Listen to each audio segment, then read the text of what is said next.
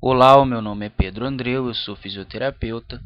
Essa é uma aula sobre terapia interferencial, uma modalidade eletroterapêutica frequentemente utilizado na prática clínica, especialmente para o tratamento da dor, mas também pode ser utilizada na reabilitação muscular de um paciente com déficit de força. Nessa aula serão apenas abordados conceitos teóricos, o qual a terapia interferencial se fundamentam. Não serão abordados ou discutidos protocolos ou parâmetros de tratamento. Estes serão temas de uma outra aula. A terapia interferencial foi desenvolvida por Hans Nemme em meados da década de 50. Este foi um médico e também pesquisador austríaco. Para entender o que é uma terapia interferencial, é necessário que se saiba como as correntes eletroterapêuticas podem ser classificadas. Como já mencionado na aula de introdução à eletroterapia, elas podem ser classificadas quanto à forma de onda e também quanto à frequência, podendo assim serem divididas em 3 grupos. As correntes de baixa frequência, o qual inclui-se a corrente farádica, as correntes galvânicas, que são correntes polarizadas, a corrente ultraexcitante. Essas correntes são caracterizadas por possuírem uma frequência inferior a 1000 Hz. Bom, mas e o TNS? O TNS não é uma corrente de baixa frequência? É importante que se faça uma observação. O termo TNS ficou popularmente conhecido como medida eletroanalgésica. No entanto, a rigor, esse termo nada mais é do que um método pelo qual o estímulo elétrico é aplicado ao paciente, ou seja, uma estimulação nervosa elétrica transcutânea. Sendo assim, todo recurso eletroterapêutico cujos eletrodos estão em contato com o tecido tegumentar do paciente pode ser classificado como TNS. Essa corrente, que ficou popularmente conhecida como analgésica, é uma corrente assimétrica, também classificada como sendo de baixa frequência. Também são classificadas as correntes de média frequência, o qual se inclui a corrente interferencial e a corrente russa, que podem possuir frequência de 2000 a 10.000 Hz, e as correntes de alta frequência, ondas curtas, microondas, ultrassom terapêutico, que possuem frequência acima de 10.000 Hz.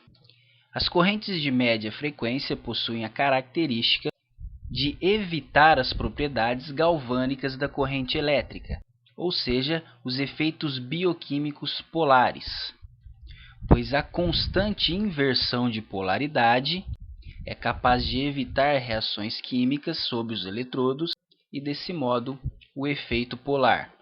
Essas correntes também não possuem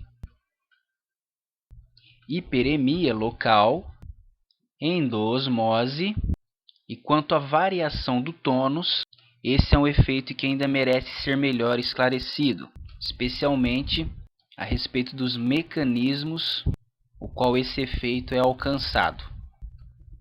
A terapia interferencial é definida como o fenômeno que ocorre quando se aplicam 2 ou mais oscilações simultâneas no mesmo ponto, sendo estas com frequências levemente diferentes. Uma dessas correntes alternadas possui frequência fixa, conhecida como frequência portadora, podendo variar de 2.000, 4.000 e 8.000 Hz, enquanto a outra frequência pode ser ajustada, AMF, que significa amplitude e modulação da frequência. Essa pode ser ajustada com a frequência portadora e um valor de 0 a 250 Hz. O AMF pode ser ainda aplicado do modo contínuo ou sweep, que é o mesmo que varredura. Sendo assim, a superposição das 2 correntes alternadas denomina-se interferência, também conhecida como ΔF. Para fazer uma analogia, escolhi o seguinte exemplo. Em geografia, delta é a foz de um rio formada por vários canais ou braços de outros rios, como por exemplo o delta de Ganges, onde o rio 1 se interfere com o rio 2, originando um terceiro rio, também conhecido como delta. É algo similar ao que ocorre na terapia interferencial, o qual será explicado mais à frente. Bom, a interferência das duas correntes alternadas pode resultar em um processo denominado de construtivo ou destrutivo. Por exemplo, o gerador 1 e o gerador 2 possuem a mesma frequência, a mesma intensidade e a mesma forma de onda, resultando em uma interferência construtiva, pois a fase dos ciclos se somam, gerando uma corrente de maior intensidade. Já no segundo exemplo, o gerador 1 e o gerador 2 possuem a mesma frequência, a mesma intensidade, a mesma forma de onda. No entanto, a sequência temporal das duas correntes não é a mesma, pois enquanto no gerador 1 a onda está na fase positiva, o gerador 2 encontra-se na fase negativa. Desse modo, os ciclos se anulam, gerando uma interferência destrutiva. No terceiro exemplo, o gerador 1 possui uma frequência diferente do gerador 2. Como resultado, pode haver tanto a interferência construtiva como destrutiva, produzindo uma corrente com diferentes picos de intensidade, algo conhecido como efeito heteródino. Esse é o efeito esperado pela terapia interferencial, especialmente no modo tetrapolar. Os aparelhos de terapia interferencial possuem a frequência portadora, que pode ser de 2.000, 4.000 e 8.000 Hz. Essa primeira pode ser utilizada quando se objetiva recrutamento de unidades motoras. Já as demais são utilizadas como medida analgésica. Observe que à medida que a frequência aumenta, a largura de pulso diminui. E essa é uma das respostas para escolher a frequência portadora para um determinado fim terapêutico. No próximo exemplo, vamos trabalhar com a frequência de 4.000 Hz. A modulação da amplitude e frequência pode ser escolhida no modo contínuo ou sweep. Nesse primeiro, o terapeuta escolhe uma frequência portadora, no caso 4.000 Hz, e modula a segunda frequência, que é o valor da frequência portadora, mais uma frequência que pode ser escolhida de 0 a 250 Hz.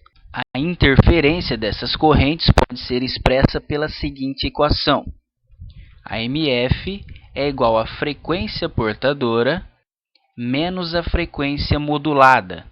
A subtração dessas frequências resulta a frequência de batida, ou seja, a frequência que de fato estimulará o tecido do paciente, nesse caso 80 Hz. Como estamos falando do modo contínuo, essa frequência não oscilará durante o tempo de tratamento. Já no modo sweep, também conhecido como varredura, o aparelho oscila em uma faixa pré-estabelecida entre a frequência de batimento e a extensão da frequência, ou seja, o ΔF, que nesse caso pode ser selecionado. Por exemplo, imagine que a frequência de batida é de 20 Hz e a extensão da frequência, ou ΔF, é de 40 Hz. Nesse caso, durante a aplicação da corrente, a frequência oscilará entre 20 e 40 Hz. A sequência temporal de oscilação pode ser estabelecida em 1:1, onde a frequência de estímulo é oscilada a cada 1 segundo, 1:5:1, em que a corrente permanece 1 segundo sob a frequência de 20 Hz, 5 segundos sobre 40 Hz e outro 1 segundo sobre 20 Hz. E no modo 6:6, em que a frequência oscilará a cada 6 segundos. Esses parâmetros podem ser importantes nas diferentes fases ou tipo de dor. Segundo Fuirini e Longo, o objetivo do modo varredura ou sweep é prevenir ou retardar os efeitos da inibição Vedensky, fenômeno que pode ser descrito como uma fadiga da transmissão sináptica, descrito na junção neuromuscular. Segundo Prado, a inibição de Vedensky foi descrita por meio de investigações farmacológicas, podendo assim ser explicado do seguinte modo. Aqui está ilustrado a sinapse de uma junção neuromuscular, sendo constituída pelo terminal do axônio motor, com suas respectivas vesículas contendo neurotransmissor, no caso a acetilcolina, e o músculo estriado esquelético, com receptores nicotínicos musculares presentes na placa motora.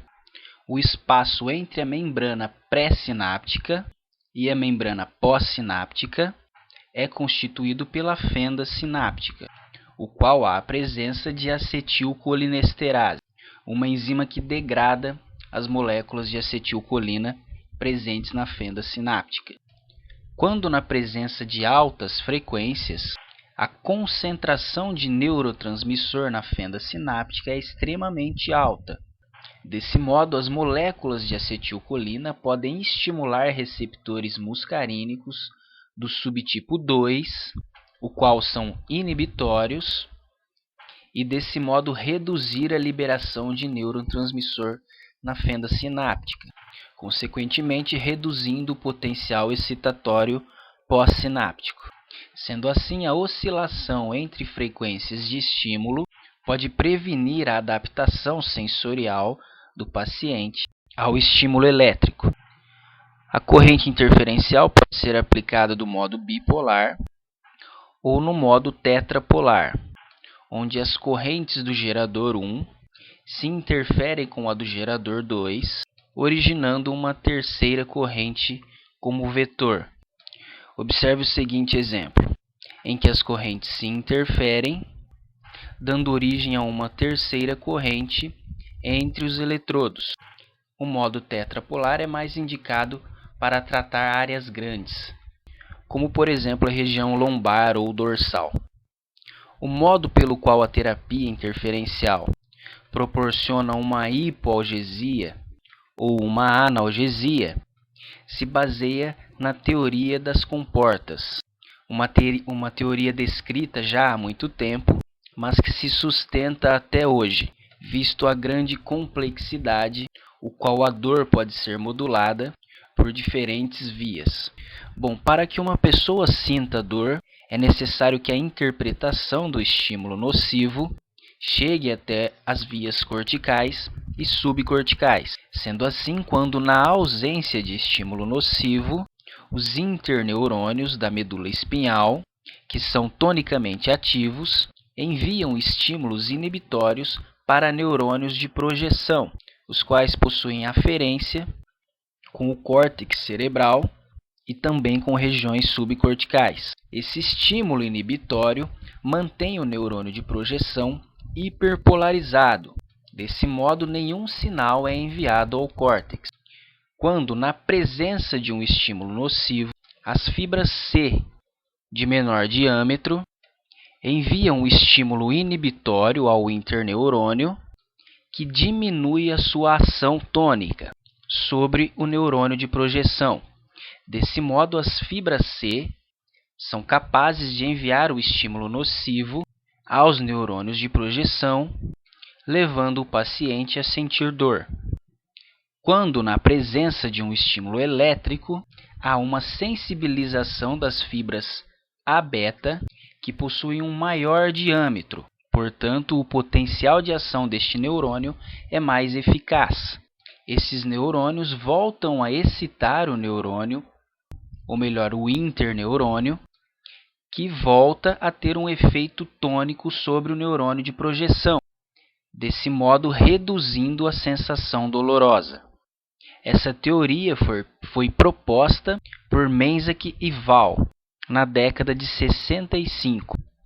Em uma outra aula discutiremos a respeito das pesquisas científicas sobre a terapia interferencial. As seguintes referências foram utilizadas para a elaboração desta aula: